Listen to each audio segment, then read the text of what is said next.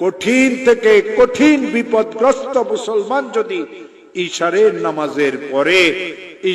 নামাজের পরে তাসবিহ হাতে নিয়ে যেই দরুদ শরীফ পড়তে জানে 100 বার দরুদ শরীফ পড়বে। আল্লাহুম্মা সাল্লি আলা সাইয়্যিদিনা মুহাম্মদ, আল্লাহুম্মা সাল্লি আলা সাইয়্যিদিনা মুহাম্মদ, আল্লাহুম্মা সাল্লি আলা সাইয়্যিদিনা মুহাম্মদ। আর 499 বার পড়বে লা হাওলা ওয়ালা কুওয়াতা ইল্লা বিল্লাহ। একবার পড়বে লা হাওলা ওয়ালা কুওয়াতা ইল্লা বিল্লাহিল আলিয়্যিল আযীম। আবার 100 বার দরুদ শরীফ পড়বে, হাত পাতিয়ে বলবে আল্লাহ আমি তো মামলা মোকদ্দমায় ফেসে গেছি। হাত পাতিয়ে বলবে আল্লাহ আমার মেয়েগুলির তো বিবাহ হচ্ছে না। হাত পাতিয়ে বলবে আল্লাহ আমার একটা মেয়ে তালাক নিয়ে ঘরে চলে এসেছে। হাত পাতিয়ে বলবে আল্লাহ আমি মামলা মোকদ্দমাতে ফাঁসিয়ে গেছি। হাত পাতিয়ে বলবে আল্লাহ আমার খেতে ফসল হয় না।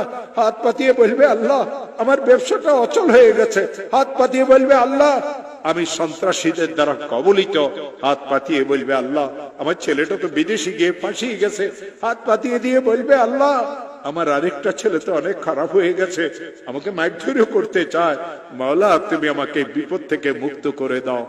আমার হাতে কোরআন আছে।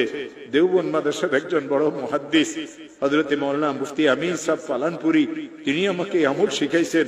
তিনি আমাকে এই কথা বলেছিলেন, মাওলানা যখন এই আমল শিখেছি নিজের জন্য, বিপদগ্রস্ত আত্মীয় স্বজনের জন্য, যখন এই